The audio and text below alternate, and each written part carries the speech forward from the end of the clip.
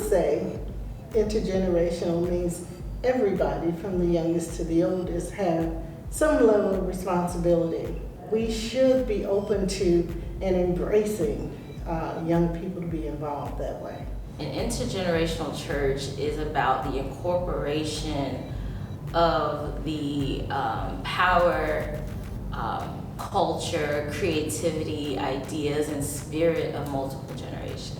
Intergenerational church is not just the presence of those generations and those people, but it's a acknowledgement and an incorporation and a bringing together of all of the beauty of those generations.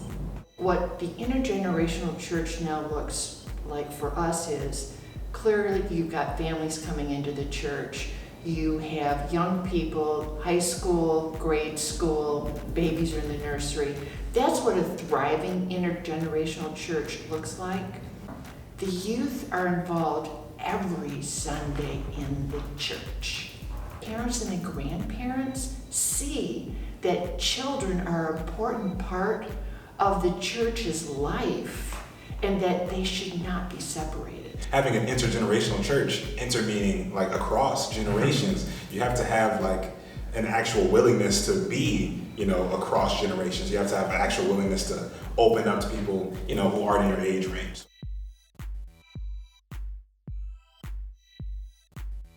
I think we, and I'm coming from the baby boomers, we feel most valued when we're doing something that we feel is important in whatever avenue we're in. Well, I'm a millennial, first of all. And I have to realize too, as millennials, we are getting older. We're not the kids in the room anymore. We are looking for guidance. How do I be a parent? I've never been a parent before. What is this? I've never been married before. I've never done this before. Like, my parents are getting older. What did you do? I lost my parent. Like, what did you do? Like, how did you handle? Like, we need that advice. We need that guidance. And that could be such a bridge from both generations. I feel like what we need is love inside of the church. We just need that just unconditional love that, God tries to show us and tries to show all of humanity. And I feel like that's just really just something that everyone really needs. If we just orient our hearts in terms of that, then we can just really just open up our doors and really just have such a healthy, prosperous place, I believe so.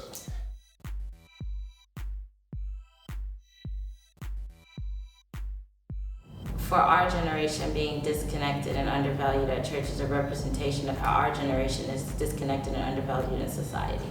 Let me make it more plain. We understand this very well with race, right?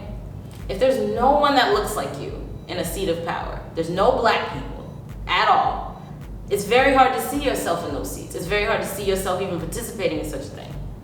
It's no different when you're younger and all the people you see in the church leadership, in church pulpits, in church voice are way older than you. It just does not feel like it's a space for you. Young people are going to gravitate towards spaces where there are people like them and they are being spoken to. And if you don't like the message they're getting, then make a space where the message that you'd like them to get welcomes them.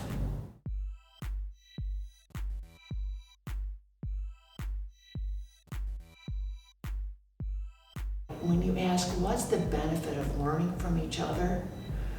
My generation can help the young folks know how important faith life is.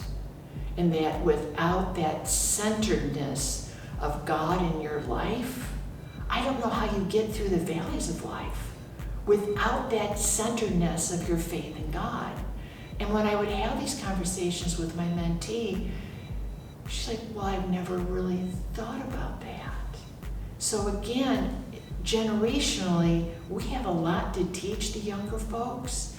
Young people bring a new perspective. Nowadays, a lot of young people are branching out. They're like finding new ways of doing things and, being more innovative, I guess. And so when you bring a new perspective to church, it changes things. And it can change things for the better.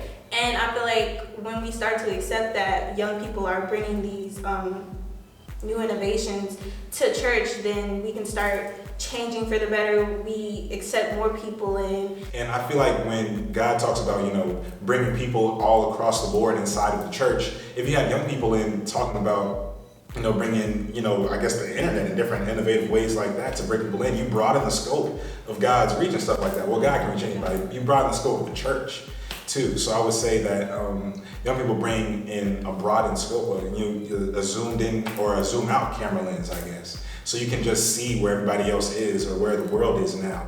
Commitment, for one. I think my generation is one of commitment, firm commitment. If you start something, you're not going to drop the ball in the middle and you're going to finish it. And I think that's the most important thing, is being able to help a young person to find out what they're here to do. And then, of course, mentoring them to be able to do it.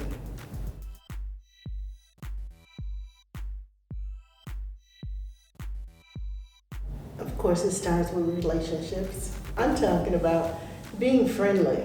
Then it starts with looking for the good that some young people are doing. I'm excited about what young folks are doing. I would say one of the main things that would help me show up is just knowing that there's a willingness to listen out there. Like having a person say, okay, well, we're just gonna come in and you guys we will listen and try to, figure out what you guys need, because we actually want you here. Creating spaces for young people as well, where they can get together, talk about what they want, and then relay it back to them so that they can work their thoughts out and so that we can talk about what our needs and wants are. Because we don't even know it sometimes. Like, we have to go through it first before we know what we want. And so I feel like creating spaces like that, like Bible studies, discipleships, all of that, is a great space to have young people, and then also input from older generations. Like, okay, well, I heard you, and this is what I also think. I feel like hearing people is a really important part to a conversation. Really, this may sound funny, but one of the ways that I think we could really create opportunity for intergenerational collaboration is music. I think by incorporating young people's creativity, artistry, from music to art to different types of forms of expression, spoken word, different ways in which young people express ourselves, and opening that to have young people start to speak from a spiritual perspective, but using the mediums that translate to us, is where we can start to see a connection. But incorporating things in a way where you can bring wisdom in with coolness, and you got yourself an intergenerational church. If I never live another day, if I never see another smiling face, and if I never breathe another breath or take another step, I want to say thank you. Whoa. And if I never hear what's to be heard, and if I never speak another word, if I never see another side or take another bite, I want to say thank you.